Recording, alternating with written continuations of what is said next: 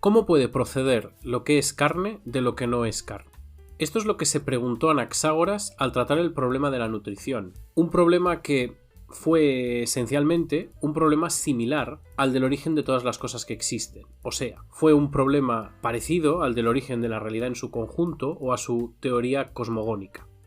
La solución de Anaxágoras a este problema de la nutrición supuso en parte una respuesta a las teorías pluralistas de la época, y muy especialmente mostró el rechazo de Anaxágoras a la visión de Empédocles, una visión que defendía la existencia de 4 elementos y 2 fuerzas motrices, la atracción y la discordia, que se encargaban de gestionar una tensión y un equilibrio, es decir, una lucha entre contrarios, de la que surgía toda la naturaleza existente.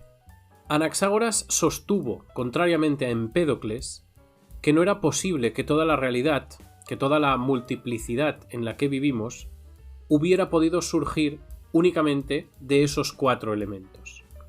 Por este motivo, Anaxágoras desechó terminológicamente el concepto de elemento para explicar el origen de todo, y utilizó, en su lugar, la expresión pantagrematá, o sea, todas las cosas.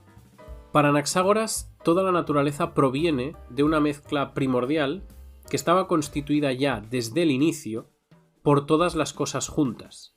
No obstante, estas cosas estaban en ese momento inicial inmersas en un gran desorden, en un caos, que tuvo que ser transformado en un orden, en un cosmos.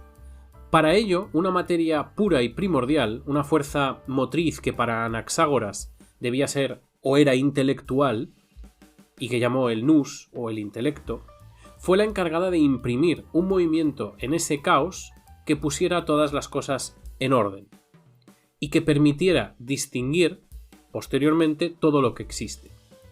La introducción de la noción de nous es, tal vez, la mayor aportación filosófica de Anaxágoras, ya que influyó fuertemente a otros autores posteriores tan relevantes como Platón y como Aristóteles. Anaxágoras introdujo en la filosofía la idea de una causa primera de todo el movimiento de la realidad. Una causa de naturaleza física, por tanto material, corpórea, independiente y anterior. Además que se desentendía del movimiento creado una vez lo había iniciado, por lo que el mundo quedaba sujeto a una dinámica casi por entero mecanicista. El nous de Anaxágoras era un motor que movía sin ser movido, y en este sentido autónomo e incausado. Es fácil observar que el nous de Anaxágoras fue una clara inspiración para el demiurgo de Platón, que según nos cuenta ese autor, daba forma al mundo mirando a las ideas. Pero también lo era para el motor inmóvil de Aristóteles, un concepto que era descrito por el filósofo como el primer motor del movimiento del universo, en sus palabras, hou kinúmenos kinei, o sea, lo que mueve sin ser movido. Esta cosmogonía anaxagórea explicaría al menos 2 cosas. Por un lado, explicaría el origen de la multiplicidad existente, ya que en origen todas las cosas estaban ya juntas y por tanto existiendo, y lo único que hubo que hacer fue ponerlas en orden.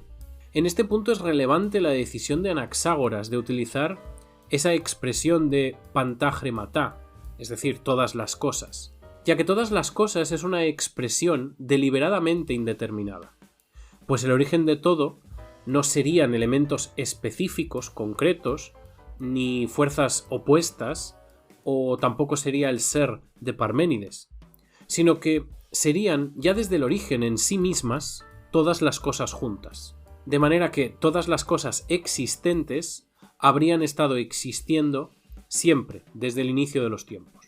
Por otro lado, esta cosmogonía permite defender, desde una perspectiva pluralista, uno de los postulados más fundamentales del monismo de Parménides. Efectivamente, y aunque Anaxágoras rechazó la continuidad y la unicidad del ser como fundamento último de la realidad, tuvo que aceptar, para explicar el fenómeno del cambio dentro de su teoría cosmogónica, que el nacer y el perecer, es decir, la generación y la destrucción, no existen como cambios sustanciales, sino que son algo así como meras ilusiones de nuestra percepción. Anaxágoras defendió que el nacimiento, es decir, la aparición en el ser, Y la muerte o la desaparición consistían en composiciones y disoluciones de mezclas de lo que él llamó semillas o spermata. Para este filósofo, toda la realidad estaba compuesta de mezclas, está compuesta de mezclas. Y esas mezclas que componen toda la realidad están constituidas a su vez, cada una de ellas, cada una de sus partes, por porciones de todas las cosas. De este modo, cuando un objeto aparece en el ser, es porque las partes correspondientes a ese objeto se reúnen, se juntan, para darle lugar en la existencia. Y por el otro lado, cuando ese objeto desaparece, es porque la mezcla que le dio origen se disuelve o se separa. Esta concepción de la naturaleza explica el rechazo de Anaxágoras a la generación y a la destrucción. Y lo explica porque, de hecho, nada se está yendo ni viniendo al ser, sino que ya estaba en el ser. Lo que pasa es que estaba repartido entre todas las cosas que existen. Y al aparecer, lo único que ha sucedido es que esas partes ya existentes se han reunido o reordenado de alguna otra manera, dando lugar a una sustancia en concreto o a otra.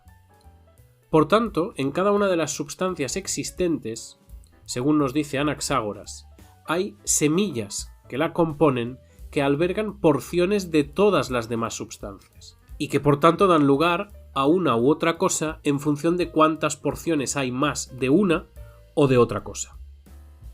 Por ejemplo, el pan es pan, dice Anaxágoras, porque en su composición alberga más porciones de la substancia pan que de las demás.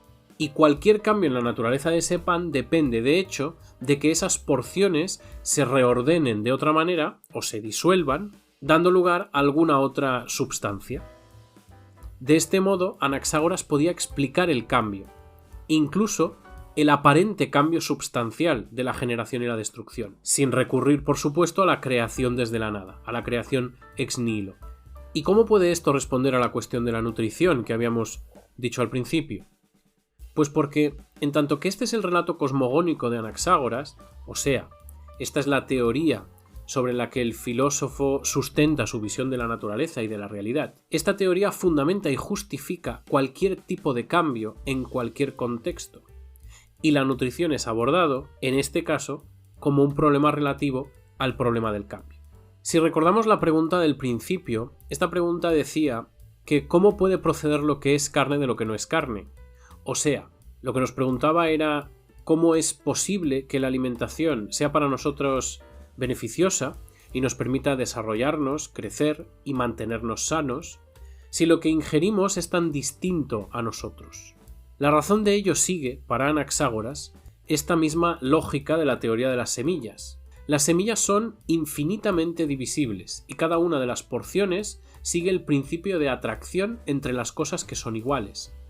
Vamos, que cada semilla contiene porciones de toda la realidad y esas porciones tienden a juntarse, a reordenarse con sus porciones semejantes.